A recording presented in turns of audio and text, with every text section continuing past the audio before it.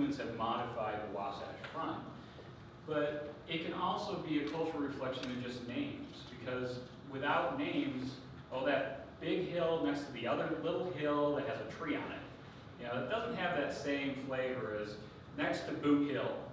You know, those place names give us an instant reflection to place. And so I quoted at length geographer Uinta and his sort of perspective on speech and its physical form, the written word.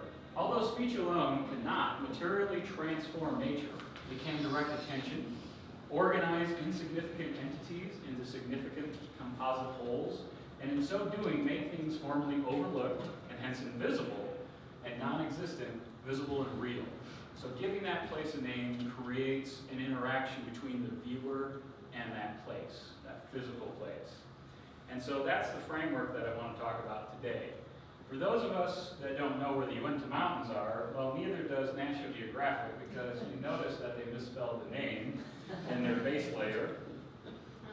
So here we are in Salt Lake City, Provo, and then the Uinta Mountains. It's one of the few mountain ranges in North America that actually trends east-west. Most mountain ranges generally trend north-south, which created, you know, an easy place to throw demarcation for the slice that cut out of Wyoming. But it creates a weird thing. This county seat, most of this is in Summit County, the north slope. The south slopes, Duchesne County, Daggett County, Uinta County. But this north slope's all Summit County. Summit County county seats in Colville, way here, but we have Summit County way over here with basically no permanent inhabitants today for about 100 miles. And so there's this black hole, and historically it's given us a big hole in our historical records, largely because of the transience of those using this part of the landscape didn't leave a lot of written records, but also just it's a black hole. Wyoming kind of claims it, these folks, but the census takers never went beyond that line. Census takers from Colville, I think they got scared once they got too far into the trees and they turned back. So we don't even have an accurate census record of the North Slope at all. We have one record of a camp over here in the 1930s. So it gives us an interesting little black hole. This is Ferdinand Hayden's glimpse in 1872, 1870 when he was traveling the country. I won't read it in length, but you know, he's basically equating the Uinta Mountains as North America's Alps. You know, this great beauty, but I love the end. But in none of them, meaning the Wind River, Sierras, or the Coast Ranges, but in none of them is there such simplicity of structure, meaning geologic, nor the contrast so pleasing to the eyes.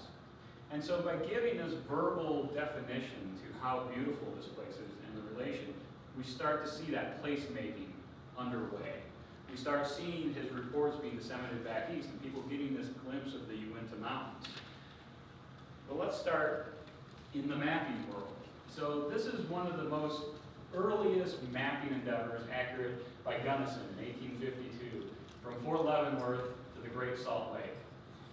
This is one of the first times that we see in a historical map the Uintas being displayed. When we look at it very closely, you'll see the crest of the Uintas. None of the peaks are named, but we also see, you know, the streams getting named. You know, see Bear River, Black's Fork, Smith's Fork, Henry's Fork coming over to the Green River, which is sort of on the far eastern extent of the Uinta Mountains. On the south slope, we see Duchesne Fork, Lake Fork, Ashley's Fork, but this sort of bland spot in the map. No real place names. Over here, we start seeing Camas Prairie and other rivers and other places.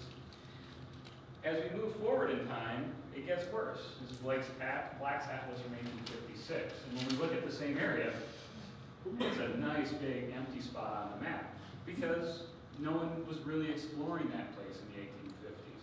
Sure, Fort Bridger was pulling lumber, but that was generally on the lower end of these streams, not from the higher elevations.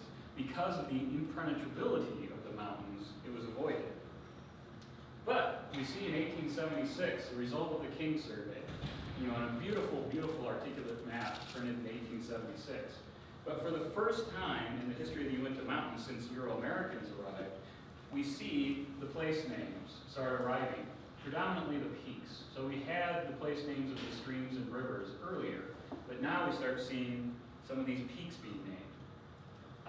And most of these continue to this day from 1876. And I'll highlight, well, between 1850s and 1876, there was a little antagonism between different surveyors of the Uinta Mountains, and some names won, some names lost.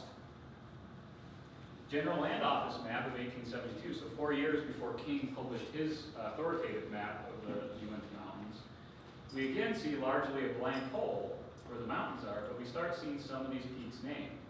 Now, referring back to that earlier map of King, we see in 1872 the General Land Office said this was Snowy Peak, we now know as Mount Emmons, and we see Uinta Peak. I have absolutely no idea the reflection of that place name being rephrased Letty. Nowhere in any other historical documents that I can find are these two place names repeated other than this General Land Office map. So it leads us to an interesting place. Between 1872 and 76, there was powerful place naming occurring. And then by 1948, from the Hammond Atlas of the United States, we see the Uinta Mountains, correctly spelled, but we see all the place names that we kind of know today. Lamont Peak, Hayden Peak, Emmons, Gilbert. So by the 1940s, most of the place names on the Uinta Mountains had been set in stone. No pun intended. But let's start looking at these place names. And what do they mean? How do they reflect history? Let's take first the principal drainages, which were the first things to appear on maps. Starting in the west, Bear River, Black's Fork, Smith's Fork, and Henry's Fork of the Green. So all these feed into the Green. Bear River, as you know, flows into the Great Salt Lake, so a little divide right here. When we look closely at where these places get their name, we highlight the first Euro-American exploration of this landscape, fur trappers. So we see Smith's Fork, reflective of Jedediah Strong Smith of such fame, and also a backwards ear, thanks to his run-in with a grizzly bear. We also see Jedediah Smith naming Black's Fork. Both Jim Bridger and Jedediah Smith referred to Black's Fork River as Black's Ford of the Green River. And so it's been translated back over. He was also a fur trapper. Jedediah Smith, while floating down the Green River, where Henry Fork dumps in, he named it in honor of one of his compatriots who ran a fur trapping operation, Major Andrew Henry. Now, Bear River doesn't really fit this mold. It's not named directly after a fur trapper. But when you look at where that name came from, it was actually named by Michel Boudon, who was a fur trapper working at the same time in the 1820s, and named for all the brown and black bears. Those of us who visit the Uinta Mountains now know there's no brown bears left in the Uinta Mountains. So we start seeing this reflection. The fur trappers were naming places that were important to them. Streams were their areas of movement, up and down, out of the mountains into the flats. They were areas of the rendezvous. Nowhere in what I can find of Smith's writings or his biography or Jim Bridger's are peaks being named, are other landscape features being named, because they're not as important as these main arteries where they're traveling to trap beaver and other fur-bearing critters. After that 1820s period of the fur trapping names, we see all the diaries coming west mentioning Black's Fork, mentioning Smith's Fork. But again, those Uintas are far off to the south from the Oregon-California Trail corridor. They're just this blanket of high peaks that thankfully they didn't have to pull their wagons over.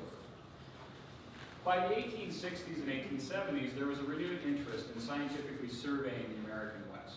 And so what we see is what's now been termed the scientist mountain range, where so many of our place names reflect pioneering scientists, geologists, topographers, paleontologists, reflecting their names upon the landscape. And so we see Marsh Peak, named after Othniel Marsh, who was one of the first surveyors of the Bridger Formation. Mount Unterman, which actually was named in 1964, was an unnamed peak before that, was named in honor of George and Billy Unterman, who were paleontologists who were predominantly known for their work in Dinosaur National Monument. We see Atwood Lake, named after Wallace Atwood. That's on the south slope. And Letty Peak on the far eastern end of the Uintas, looking over Green River. All these prominent scientists. But we need to look at what set this up. And it's the four great surveys of the West. John Wesley Powell, Hayden Survey, King Survey, and the Wheeler Survey. 3 of these 4 early surveys hit the Uinta Mountains. And because they were such an interesting geologic and anthropological mystery, that's the real reason they ventured in. The Forest Survey went too far to the north to really encounter the Uinta Mountains. Of those three surveys, the King, the Hayden, and the Powell, the Hayden only has one place name reflected on their efforts. I'll connect back to why that is. This is an image by William Henry Jackson of Hayden Camp in the Uintas in 1869. Probably the biggest shaker in place names on the Uinta Mountains was the King Survey, which was it did the Uintas in 2 years, 1869 and 1871. So King's Peak, which was named very, very late, and actually Clarence King didn't ever name the peak after himself. It was members of his party and members after the fact named that the largest peak in Utah, the tallest peak, after him. But we do see that King Survey map talking about Wilson, who was the head topographer of the King Survey. We see Mount Agassiz, who helped to school Clarence King in geology. He didn't actually accompany the expedition, but was given in his honor to his old master. We see also Mount Emmons, which was named after Samuel Emmons, the assistant geologist. So we see the King Survey reflecting this power and this place name. So here's an image from the Mirror Lake Highway showing Hayden Peak, which was never named by Hayden. It was named well after the fact. The peak he lent his name to, I'll get to in a minute. And Mount Agassiz on the right. The Powell Survey, most of the place names associated with the Powell Survey are on the far eastern, because John Wesley Powell went down the Green River. He didn't explore deeper into the western extent of the Uinta Mountains, but you do see Mount Powell, Mount Lena, which is interesting. It was named by the botanist on the group for the woman he left behind, Selena. And so he left that Mount Lena in her honor. And then Gilbert Peak, which is at the head of Smith's Fork, for Carl Gilbert, who is really, he set the foundation for understanding the geology of the Uinta Mountains. So we see these place names being reflected. Later in time, so this is 1860s, 1870s, these place names being, and then King really codified those in his map. After the 1870s, we start seeing forest conservation lending itself to place names in the Uinta Mountains. Now, particularly Clenny, who didn't get a name peak till 1964, he organized the first forest reserve in Utah, the Uinta Forest Reserve. He was also capital of the architect, or architect of the capital. And he was a prominent person in Utah politics and public policy. But we see Osler Peak, which was named after a ranger in the Great Daddy Lakes region, which is just to the east of the Mirror Lake Highway. Mount Beulah, which I was given a presentation in Evanston on the tie hack industry, and there was a 90-year-old woman there, former Forest Service, and she's like, well, my father was a ranger in Mountain View in Evanston and named Mount Beulah after me. And so the first time we actually have Mount Beulah tied into a person. But what's interesting is Operation Pushover is a non-peak place name, but I think it's interesting because when I was working on the North Slope, we kept seeing Pushover Trail. Like, what does this mean? And I don't think it's a reflection of modern politics. But in the 1960s, to fight a pine beetle epidemic, the Forest Service on the North Slope did the largest scale bulldozing and chaining of forest land, and they actually had to stop it because of such public outgrowth and outrage. Thousands of acres, just bulldozers just taking trees down in giant swaths, not timber cutting, and so we see that place name reflected, management practice. So here we have Osler Peak. So this is taken from Christmas Meadows, which is on the Stillwater Fork of Bear River. Beautiful drive. This is early in the season, as you can tell. But Osler Peak and then Osler Hill is kind of the short one, and then Spread Eagle. I've jumped over place names on the Uintas for length period that reflect what it looks like. So Red Castle Peak or Amethyst Lake, where the place names reflect the nature of the place. I wanted to talk about place naming. And in place naming, we're giving power to someone to name a place, but we're also giving them power to ignore. So Clarence King took this blank spot on the map and populated it with names of his own choosing that we still use today. That decision was made by one person. It was not by committee. Today it's by committee when we name places. But we still have yielded that power to name place to this geographer, not to the common folk. But the power to ignore, I think, is one of the more interesting.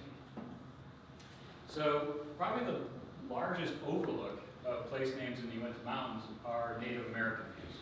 For upwards of 10,000 years that we have archaeological sites in the Uinta Mountains, Native people were using these seasonally, up into the mountains during the summer to hunt big game, and out of them during the winter.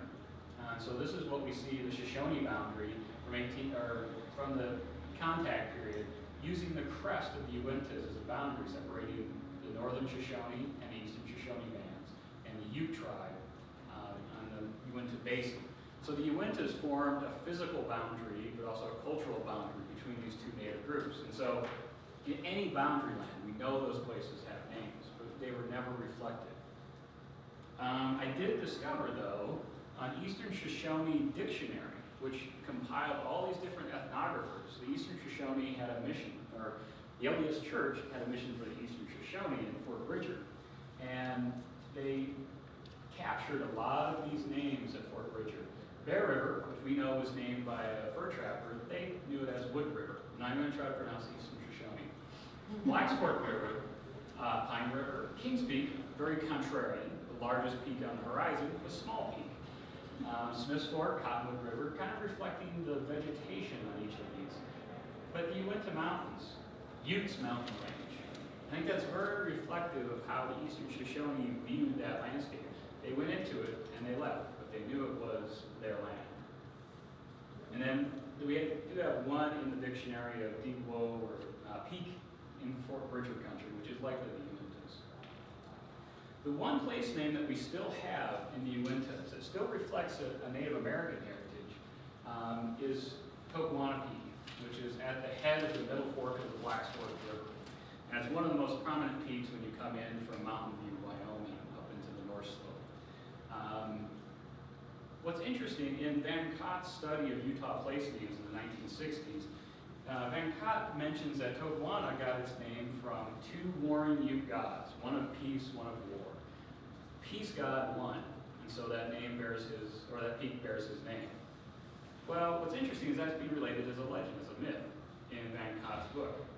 But look at the historical record, and we see during the very pivotal period of 1850s, 1860s Utah, two chiefs for the Utes in Utah trying to save their way of life. On one side you have Chief Walker, the other side you have Chief Tabby. Well, what's Chief Tabby's full name? Chief Tabby was one of the main push amongst the Ute to work with Mormons. He converted to Mormonism. He tried to maintain peaceful relations up until and he negotiated the peace of the Black Hawk War. And in the 1870s, he fought for the right of his people to get proper supplies from the government. And so this is not a myth or a legend. This is a reflection of a very prominent person in Utah history. And so it's something that's been lost over time and thought of as a myth.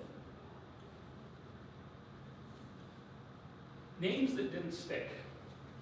Cox's Peak, Dawes Peak, Logan's Peak, and Hayden's Cathedral. Carter's Lake, I'll talk about it in a second. All these were named by Ferdinand Hayden in his trip into the Uintas in the 1870s. None are reflected. From his verbal description, I've tried to identify the place names that are current. So Cox's Peak is Mount Lavinia, or Tokewanna, Mount Beulah, Asta. Hayden's Cathedral, which I think is interesting, this is another William Henry Jackson picture showing, and it's labeled Hayden's Cathedral. We now know as Redcastle. This is the one peak Hayden actually named after himself, and King didn't put that on his map. But Cox's, Dawes, and Logan. So those names are important to the Hayden expedition. Cox was named after J. Cox, who was Secretary of the Interior in 1869 and 1870. He was ousted from the Secretary of the Interior in 1870 because he couldn't play politics. Dawes, Senator Dawes, the Dawes Act. He was one of the largest funders of the Hayden expedition, but in 1872, before King put out his map, Dawes was implicated in the Credit Mobilier scandal, where senators and House of Representatives were taking kickbacks from the Union Pacific Railroad, and he was kind of blackfaced for a while. So, and then also, we all know the Dawes Act, the opening of Indian lands. So, I doubt there's many Native American folks in Utah that are sad this place doesn't bear his name. And Logan didn't really have any bad thing. He was a senator out of Illinois, but again, a very big supporter of Hayden's expeditions, both monetarily and politically. And then his name just disappeared because I think King came through after Hayden, was like, I'm going to write the map on this. I'm going to name everything. And so we see this battle between these competing surveys, where King had fairly congenial relations with Powell for most of his career. Hayden just never really fit in. And so we see that. And Carter's Lake, which I think is one of the saddest reflections of the Uinta Mountains, is one of the operators at Fort Bridger, after Bridger left, at gunpoint by Mormons, Judge Carter came west with the military. He took up the sutler position at Fort Bridger and lived out his entire life at Fort Bridger, doing the first sawmill industries on the North Slope, and very few place names in the Uintas even reflect that. So other things that have been ignored. So I've talked very largely about fur trappers who have very celebrity status, and these King surveyors and Hayden surveyors and Powell surveys fighting to be celebrities. What's missing? Native American place names and those that lived and worked on the North Slope. You know, these surveyors came through in a whirlwind, a couple weeks total, and their place names are still there. Tie hacking industry on the North Slope, 1867 until the 1940s. And they were living seasonally, all year round, on the North Slope over the winter. The only population likely ever to live year round up there because of the harsh conditions. Absolutely no place names up there reflect that tie hacking industry. And I think that's both a reflection of them seeing that landscape as a commodity that's to be extracted, but also that they were just merely wage workers. And the companies that operated them in the Union Pacific didn't really care to capture their names.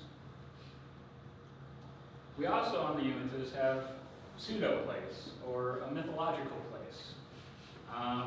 The idea of the lost Spanish gold mines, and the hordes of Montezuma's gold, and the Ark of the Covenant, and Knights Templar.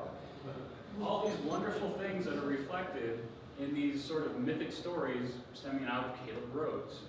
He was this famed early LDS member who seemed to pay everything in gold. He discovered the lost Carrie-Chanel gold mine, where the golden plates were actually taken, made out of the gold from the Carrie-Chanel. That all happened in the Uinta Mountains. But there's no proof the Spanish even ventured into the Uinta Mountains, let alone the cannons, the fortifications, the enslaved Ute, the giants hoarding their gold, and the Ute tribesmen who still live there today. And if you go too close to the mine, they'll come out in full 19th century warriors garb. But we see Gold Hill, which is on the North Slope, and Rose Plateau, which is east of Heber, exuding this manifestation of Utah legend. And we see people still going into the mountains looking for Spanish gold. One of the local magazines just ran a story about all the Spanish gold up in the Uintas. And there's just absolutely no evidence to support that. Yes, Gold Hill on the North Slope, they did get small amounts of gold out of there. But I think with the number of geologists and everyone else out there looking for gold, if there was one that ran 100% pure gold, I think someone would have probably found that mine by now. Just saying. But we see a pseudo-place. You know, to a majority of Utahns, I bet if you ask them, they're going to think, oh yeah, well the Uinta Mountains, that's where the lost gold is. You know, without even that reflexive interest. So the Uinta Mountains is a reflection of the making of place. It bears the names of fur trappers. It bears the names of scientists, prominent paleontologists who discovered new species in the Bridger formations, largely on the eastern end of the Uinta Mountains. The battle over place names between competing surveys, when everyone was competing for federal dollars to fund their expeditions. We see the reflection of forest management through rangers and places like Operation Pushover Trail, reflecting this management of the land. We do see other names I couldn't pin down: Mackenzie Creek and Christmas Meadows. I still don't know where Christmas Meadows stems from, but it didn't appear until probably the 1940s, 1950s, so I assume it's probably a sheep herder or a recreation resident. So a lot of these place names, because they weren't celebrities, we'll never know probably who they were named after. A recent article last year just came out in Deseret News that 17 lakes in the Uintas were misspelled by USGS surveyors. And there was a resident like, well, that's named after my third uncle, and named all these places, and all the names went wrong. So place names are always in flux. Over the last 100 years, Uinta Place names have become very static, and it gives permanence to this landscape. But so many people walking into the Uintas, all the Boy Scout groups that have to be pulled off there in helicopters every year, they understand they're hiking to Tokewanna Peak. They understand they're hiking to Kings Peak, but they don't understand the history that's attached to those places.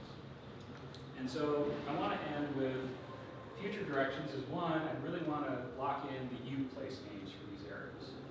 Now, where the Eastern Shoshone have that dictionary, in my extensive research and Jody Patterson's help, there's no real comparative ethnographic work. John Wesley Powell did record a lot of Ute names along the Green River, but there's no real easy translation right now. So I'm working with that. I want to work with the Ute tribe to recapture some of these names.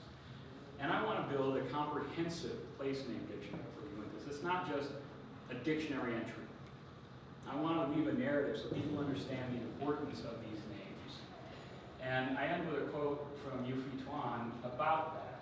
A material building, if not properly maintained, will soon fall apart. To continue to exist, places must be kept in good repair. They can also be improved upon through alterations and additions. Much the same is true of places created by language, oral and written. These places will fade from consciousness if it is not kept alive by social support. If the name is not passed on by word of mouth or written on a map that is periodically consulted. But I make it one step further. If we don't reflect the meanings of these names, they're just words.